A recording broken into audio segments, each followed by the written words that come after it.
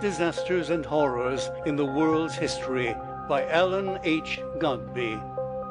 Preface.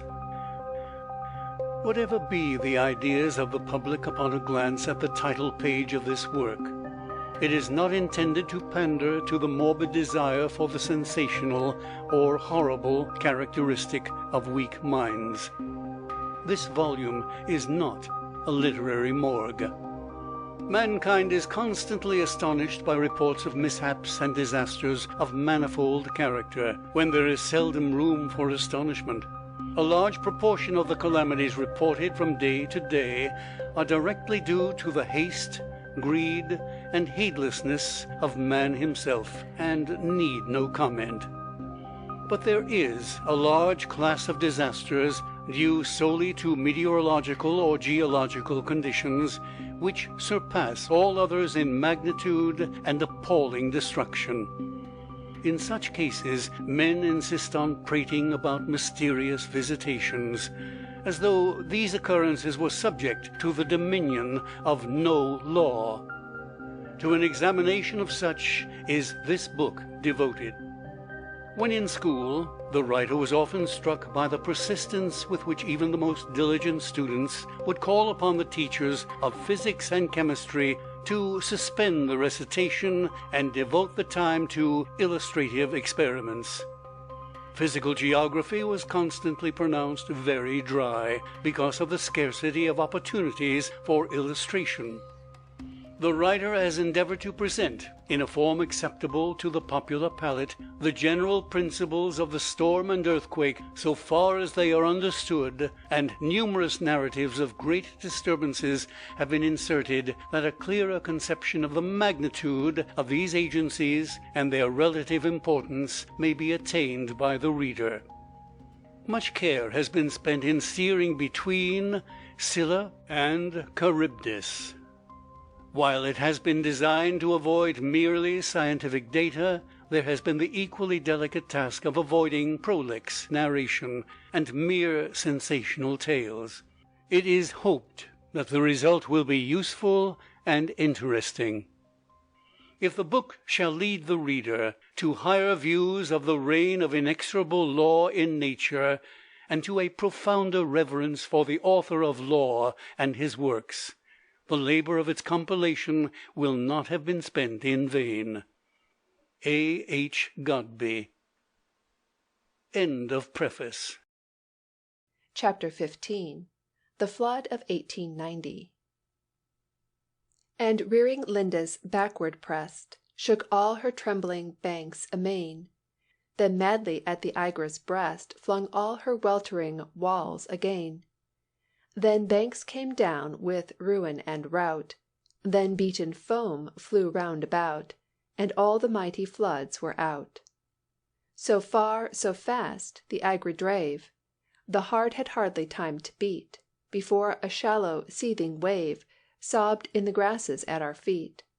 The feet had hardly time to flee before it broke against the knee, and all the world was in the sea. The great flood of 1874 is remembered as the most destructive of human life in the history of the Mississippi Valley. It came almost without warning.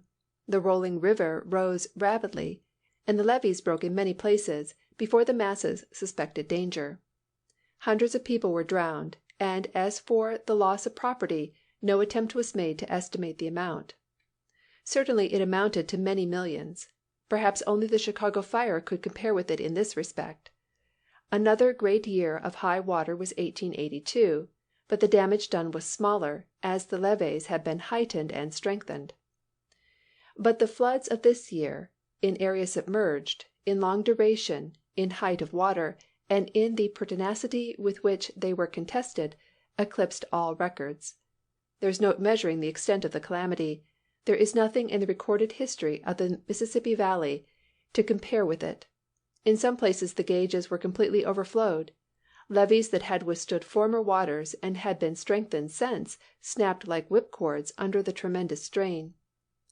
Early in the present year the Signal Service warned the people of the lower Mississippi that very high water might be expected, as the snows of the upper Ohio region had been very heavy, while the unusually early spring would bring the flood water into the lower river at the time of heavy spring rains. There the levees were carefully examined, and every precaution against high water taken, but the people, though expecting high water, had not reckoned upon such a flood as came.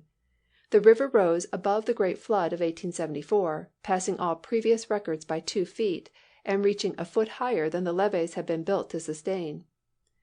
On June 1st, Cairo reported 18 feet and rising, while the river was falling from Louisville up the Ohio, was falling at St. Louis, and stationary on the lower Mississippi. From the first day of the year the river rose at Cairo, and in 10 days the river had risen 13 feet. From Cincinnati down the Ohio increased in volume for 4 days, and on January 16th at Cairo it passed the danger line, 40 feet, by 3/10. The rise in 16 days had been 1 3/8 feet a day. At that time the river was rising slowly from Evansville down, and falling above. A few days later came another rise in the Ohio, aided by the Tennessee and Cumberland, and by the 1st of February the water at Cairo was almost a flood. The volumes of water continued till the lower Mississippi was bank full. By the latter end of February the danger point had been reached at Memphis, Shreveport, Vicksburg, and New Orleans. Cairo was already in trouble. On March 12th Cairo reached its maximum, 48.9. The Signal Service Office had given out a prediction of 51 feet, but the failure of the upper Mississippi to rise prevented that stage being reached. The river at St. Louis had then but 5 feet of water. On March 14th, Chief Signal Officer A.W. Greeley sent out a warning from Washington to the people living on the lower Mississippi. He told them that the rain they had had for 4 days had been drained into the tributaries of the great river and would swell it considerably. The greatest flood ever known might be expected within a few days. All stock and valuable movable property should be taken to the hills. New Orleans had then higher water than ever before. The river was then rising in the lower Missouri, and St. Louis was reporting rapid increase in the stage of water. Cairo had fallen, but the upper Ohio and lower tributaries brought back the upper line of the flood to near the maximum stage. The lower Mississippi tributaries began to swell. The Arkansas and Red rivers overflowed their banks. Low levees grew weak and succumbed. Low-lying towns and plantations were flooded. Then came the nights and days of terrible struggle along lines of levee that protected vast tracts of land. Men were pressed into service whether they liked the work or no, and the shotgun patrol was established for the protection of the safer levees from being cut.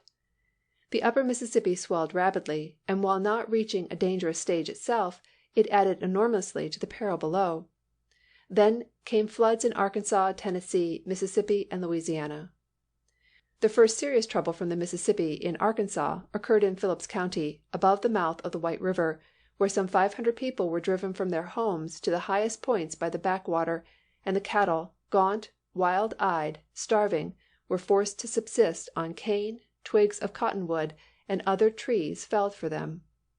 3 times the backwater and heavy local rains flooded this region, while the retiring flood left a deposit of mud from 1 to 5 feet in depth, precluding the possibility of turning the hungry cattle upon the land for 2 or 3 weeks, and rendering it impossible to raise a crop of corn or more than half a crop of cotton. At Cairo, the rivers were 100 miles in width, covering 50 miles of Missouri lowlands, and extending to the hills in Kentucky, while Cairo itself was partially flooded. The railroads in that section were forced to stop, and the people fled to the hills for their lives. Steady rains fell in Arkansas, Ohio, and lower Missouri River valleys, and by the time these began to subside, the floods in the streams below had passed previous records. The greatest danger and trouble was in the valley from Arkansas City southward. Heavy rains produced a break in the levee at that place. March 28th, the levees broke at 2 points on the eastern shore, between Arkansas City and Memphis, Tennessee, submerging many thousands of acres of land, and sweeping southeastward to the Yazoo River. Greenville, Mississippi, a city of 10,000, is partially protected by a high ridge through the city, but there was no means of holding back the enemy in the rear.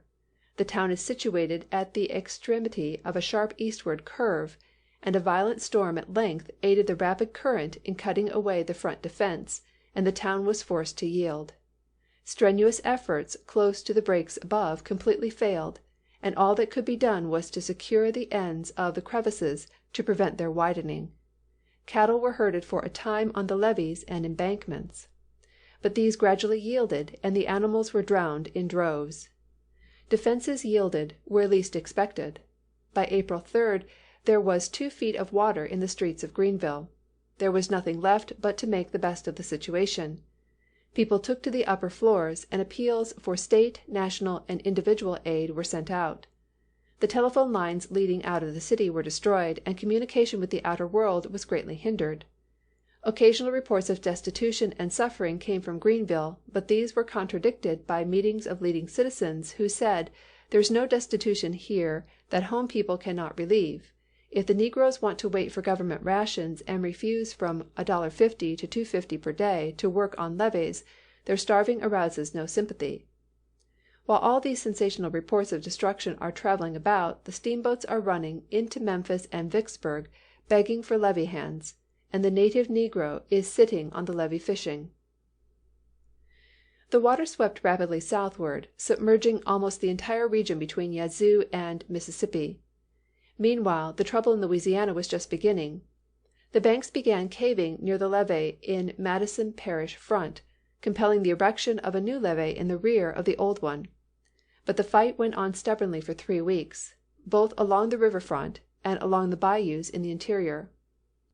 Atchafalaya River was 45 feet above low water. The contest for the levees there was as bitter as along the main stream. Occasional breaks occurred, but these were closed, or kept from spreading, by the 20,000 men who labored day and night along the stream between Bayou Sara and New Orleans.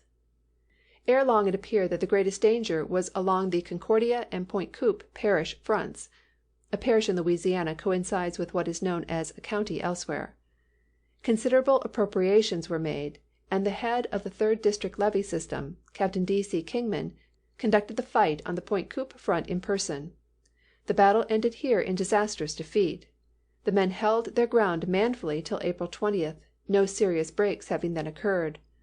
All that day the men were compelled to work in a drenching rainstorm that was beating fiercely against the already overburdened and sodden levees of the west bank of the river. The danger at the great Morganza bend grew excessive. It was hoped that during the night the storm would cease, or at least that the wind might shift to some other quarter. But when the morning broke, there were the same leaden skies overhead, with darker masses still scurrying to the westward before a fierce easterly gale that was as fresh and strong as ever, and which hurled storms of white-capped waves upon the rain-soaked earthworks. Bags of earth and sand were piled up along the levee, to prevent the waves from washing over. Wilder and more furious raged the storm. Higher and higher beat the waves as the day passed. In the teeth of drenching surf and blinding rain, the battle with rising flood went bravely on. Sacks were piled upon sacks, and revetments of plank and jute bagging were carried up till the superstructure upon the crown of the levee looked like a fair-sized levee itself. Not only the men, but even the women and children fought bravely for their homes in the teeth of that wild, furious storm. As Monday night closed in, the situation was more gloomy than ever. The heavy leaden sky was deeply shadowed by low-hanging clouds of dull, slaty black, driven before the fierce gale that was sweeping up the reach, thrashing it into long ribs of foam that every now and then broke clear over the levees along the New Texas system, and beat savagely against the great Morganza just below them. A nightfall dark and wild with wind and storm was followed by a night black and tempestuous, and still the desperate fight went on. Here and there ruddy, flaring torches struggled with the murky gloom, but within their dim halos could be seen the big breakers hungrily licking the tops of the sodden barriers that throbbed and quivered beneath every cruel blow.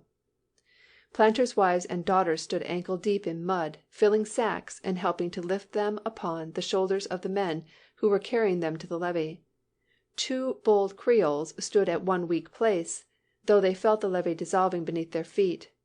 They sank into their knees in the mud and water, but still they stood stubbornly on the sinking dike, piling sacks in the breach, though again and again the flood seemed to be in the very act of overpowering and sweeping them away in the very center of a crevasse. It was a bloodless battle, but many a man has won fame on a gory battlefield who never turned a more steadfast, unflinching gaze into the very jaws of death than did those brave defenders of their homes during that terrible night. Suddenly there was a wild outcry and a hurried mustering of forces at the old Morganza levee. But men and materials were no longer of any use. The dull yellow flood poured through the gap like a mighty cataract. 400 feet of the embankment were gone in a few moments. At once there was a sauve-qui-peut. The volunteer forces of the neighborhood hurried away to save what they could. As the Morganza levee was backed by a wide, uninhabited swamp, there was little danger of any lives being lost by the sudden breach, though the people had clung to their homes to the last. Meanwhile numerous other breaks were occasioned by the storm. The first occurred at Bayou Sara, and others followed so rapidly that within 24 hours 15 huge crevasses were pouring their torrents upon the land. 2 other breaks occurred in the Morganza, and so vast was the volume of water drawn out by the 3 that the river at Bayou Sara, a few miles below, fell a foot in 24 hours, while the decline above was but an inch or two. Despite the gloomy outlook, the men toiled wearily on, and finally succeeded in closing most of the breaks, but the great Morganza crevasses defied every effort. Then came breaks in the Atchafalaya, and the turbid waters united and swept southward 100 miles to the sea. Some towns were abandoned to the snakes and frogs. In others people put false floors in their dwellings and prepared for a siege. Government steamers plied up and down the country, picking up the refugees and all accessible livestock. The effort to keep back the water was at an end, and all that could be done of any especial use was in the way of salvage. The only remaining question was that of providing for the destitute. Appropriations from the state treasury were made, and corporations and private individuals contributed liberally. On April 24, 2 great breaks occurred in Concordia Parish, north of Point Coupe, thus much increasing the submerged area. From the items given, and the fact of breaks in East Baton Rouge and the Nita crevasse, and 20 or more below New Orleans, the reader may see that a large portion of eastern Louisiana lay more or less under water. By the end of April there was no fear of further damage, simply because there was little harm left to do. The continual east wind added to the distress on the lower river by sweeping Lake Pontchartrain and the Gulf water across the land up to the levees on the river.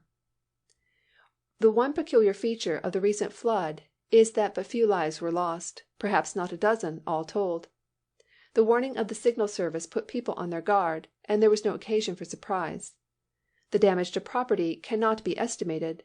3,000 square miles of land were more or less flooded in Louisiana alone, and while much of this was useless swamp land, the larger part comprised some of the most valuable sugar plantations in the state. 50,000 people were directly affected by the flood in this region. All the railroads in this district suffered severely from washouts and loss of time and custom. Any estimate of the damage done to planters should include not only real estate and personal property, but also the amount of loss from inability to raise the customary crops. This single item would be very large. But when we consider the terrible havoc committed in other lands and attended by fearful loss of life, we may be devoutly thankful that things were no worse with us. The levee system is attended by peculiar perils. There must be constant watching and repairing. At seasons of danger patrols are needed, even when the levees are sound, for human nature is full of rank selfishness, and people who find their property endangered are apt to cut the levee upon the opposite side above them to relieve themselves by flooding others. Hungry wolves will eat a wounded companion, but man is almost the only animal that seeks opportunity for wounding his fellow that he may have a pretext for devouring him. The crawfish is another persistent enemy of the planter, undermining levees with his numerous tunnels, and even penetrating the low-lying fields at a distance from the river, not infrequently damaging the roots of growing crops. The ground becomes like a sponge, and water oozes from the levees in countless places. There are other objections to the levee system, and while the Mississippi River Commission and a majority of engineers endorse it, there are not a few equally capable men who denounce it as false in theory and mischievous in practice. The problem remains a puzzling one. If the floods are unrestrained, a large portion of the river bottom becomes uninhabitable a considerable portion of each year.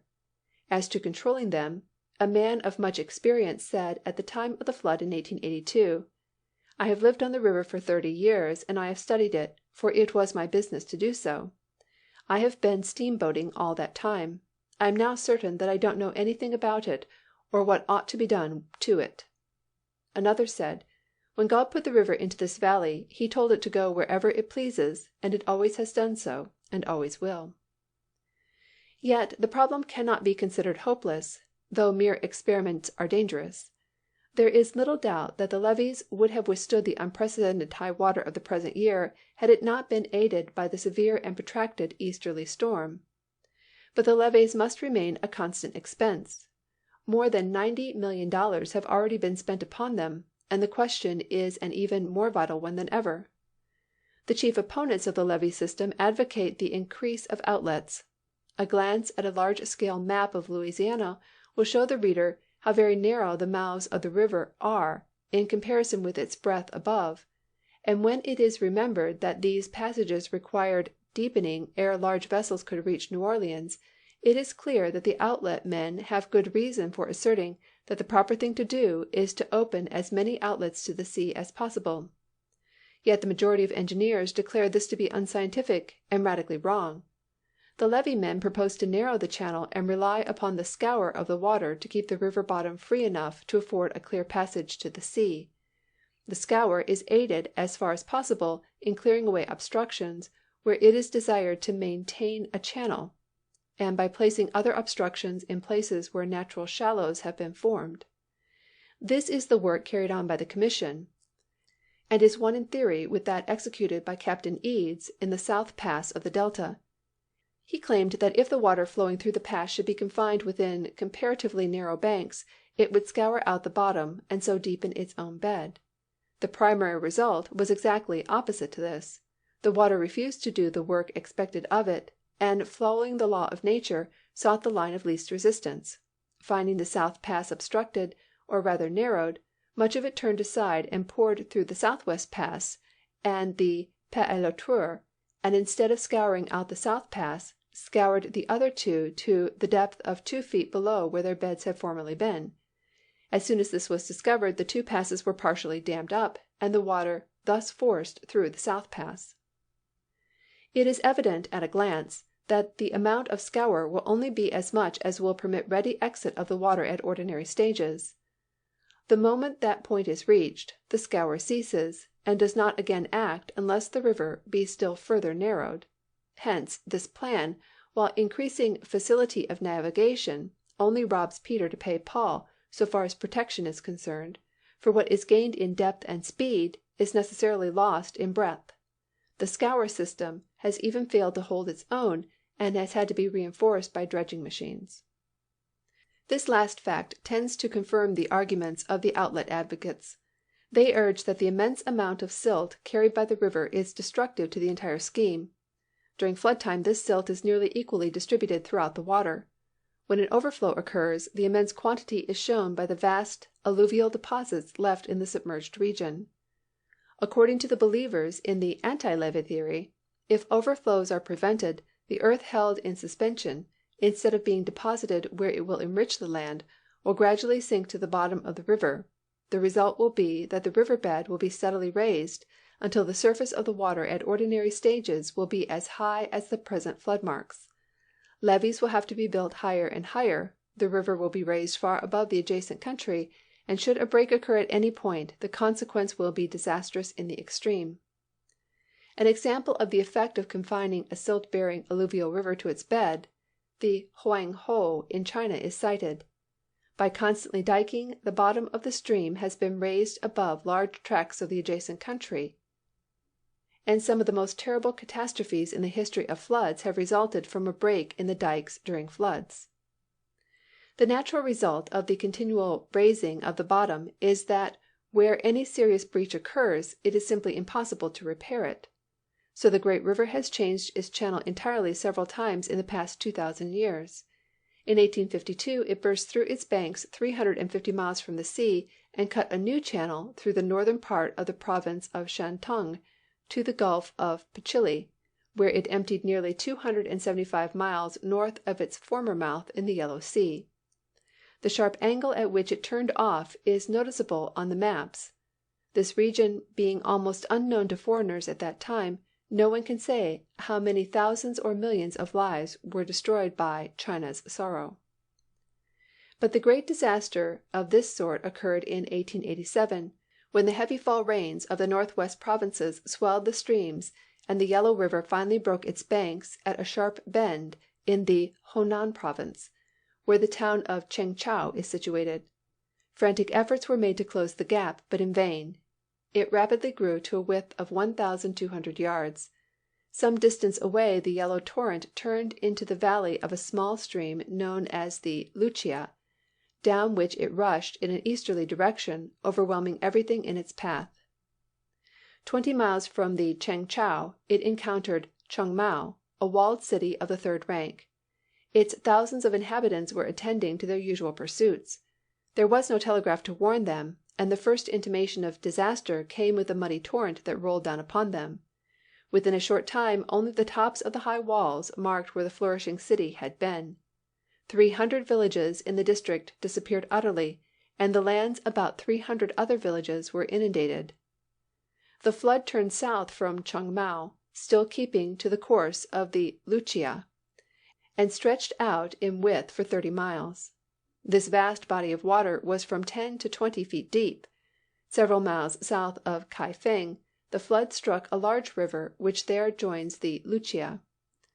The result was that the flood rose to a still greater height, and pouring into a low-lying and very fertile plain, which was densely populated, submerged upward of 1,500 villages. Not far beyond this locality the flood passed into the province of Anhui, where it spread very widely. The actual loss of life could not be computed accurately, but the lowest intelligent estimate placed it at 1,500,000, and one authority placed it at 7,000,000. The inundated provinces were under water 4 months. 2,000,000 survivors were left destitute. The mind quails at the appalling magnitude of such a catastrophe. Such is the warning given by the Yellow River. It is urged that if the Mississippi is heavily leveed, the same results will follow. The Po is another instance.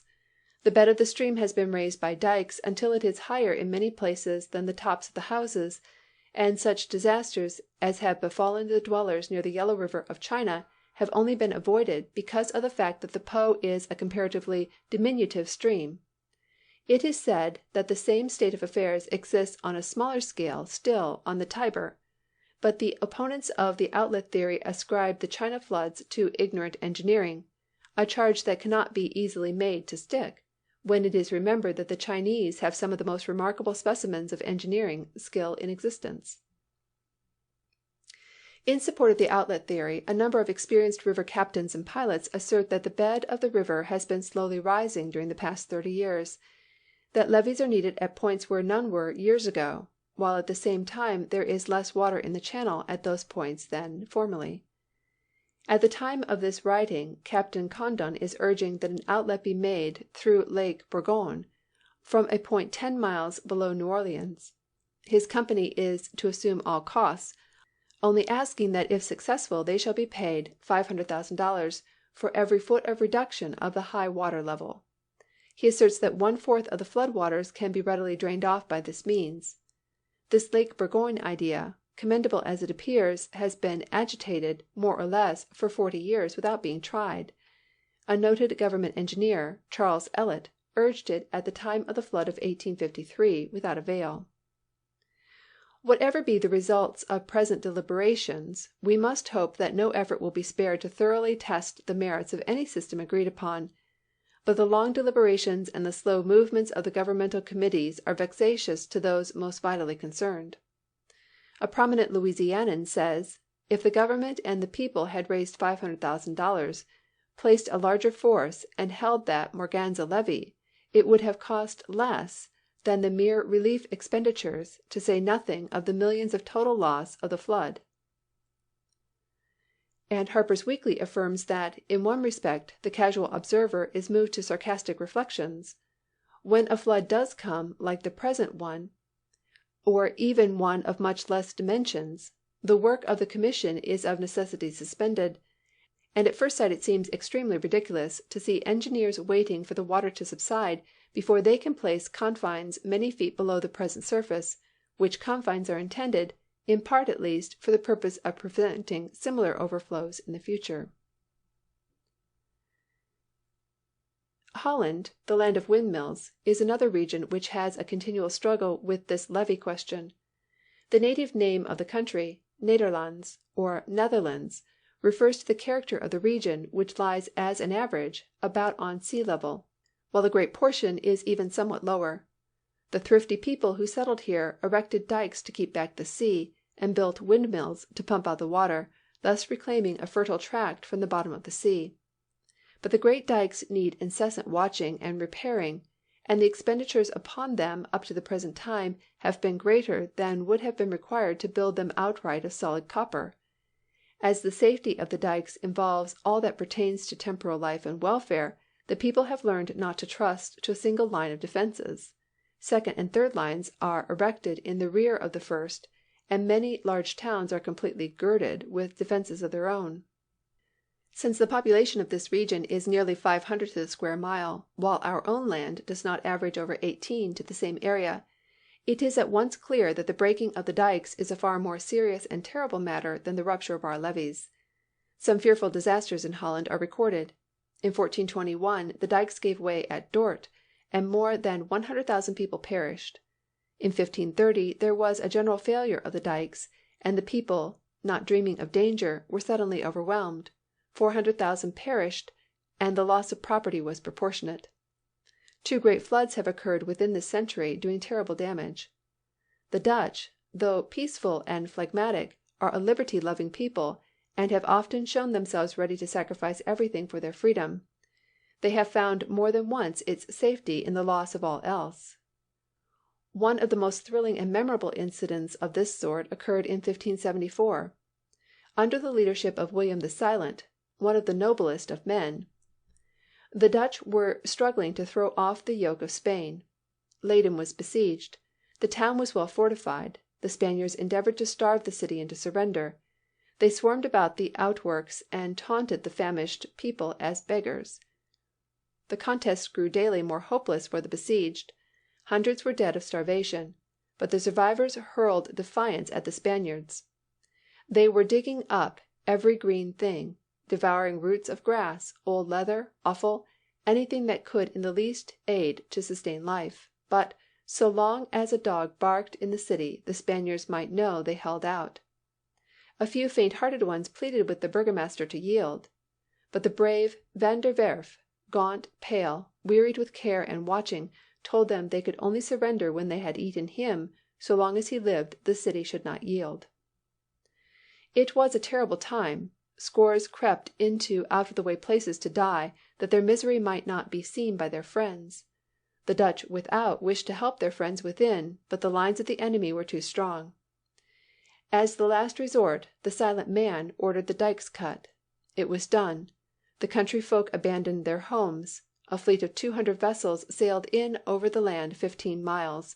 They reached the Landscheiding, a great dike 5 miles from the city. 3/4 of a mile nearer the town was a second dike, the Greenway.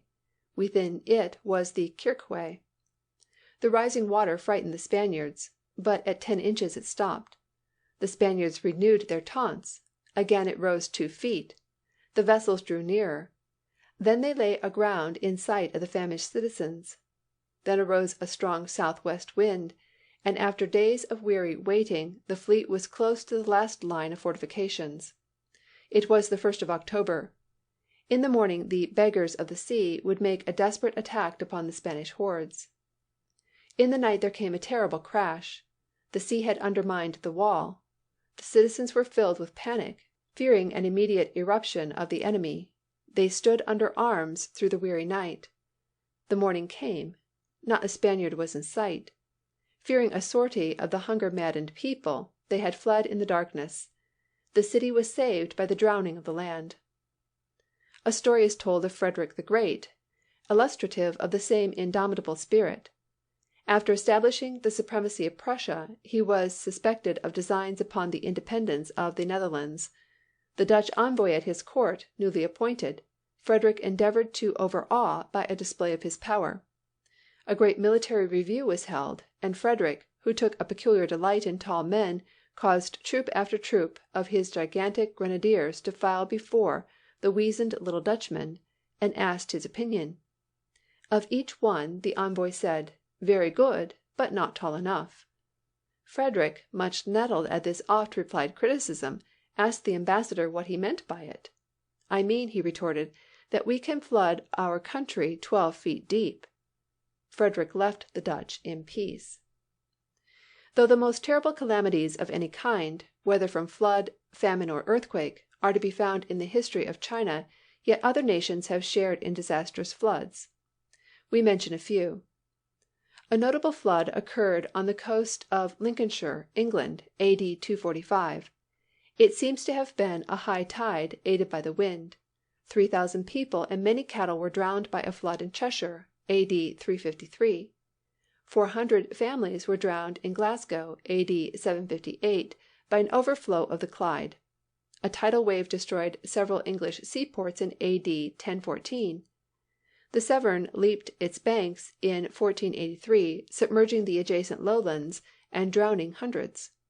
50,000 people perished in Catalonia, Spain, during a flood in 1617. In Yorkshire, England, occurred a remarkable outburst of subterranean waters in 1686. In September 1687, mountain torrents inundated Navarre, and 2,000 persons were drowned. Twice, in 1787 and in 1802, the Irish Liffey overran its banks and caused great damage. A reservoir in Lurca, a city of Spain, burst in 1802 in much the same way as did the dam at Johnston, and as a result 1,000 persons perished. 24 villages near Presburg and nearly all their inhabitants were swept away in April, 1811, by an overflow of the Danube. 2 years later, large provinces of Austria and Poland were flooded, and many lives were lost. In the same year a force of 2,000 Turkish soldiers, who were stationed on a small island near Widin, were surprised by a sudden overflow of the Danube, and all were drowned. There were 2 more floods in this year, one in Silesia, where 6,000 persons perished, and the French army met such losses and privations that its ruin was accelerated, and another in Poland, where 4,000 persons were supposed to have been drowned. In 1816 the melting of the snow on the mountains surrounding Strabane, Ireland, caused destructive floods, and the overflow of the Vistula in Germany laid many villages under water. Floods that occasioned great suffering occurred in 1829, when severe rains caused the Spey and Findhorn to rise 50 feet above their ordinary level. The following year the Danube again overflowed its banks and inundated the houses of 50,000 inhabitants of Vienna. The Saona overflowed in 1840 and poured its turbulent waters into the Rhine, flooding 100 square miles of land and drowning thousands. Another great flood in France occurred in 1856. In 1875 still another drowned 1,000 people near Toulouse, while India the same year lost many through floods. But no such destruction of life ever visited our own land till within a year past, and the event is more to be deplored, in that it was caused by unexcusable negligence. That flood we must next consider. Chapter 16.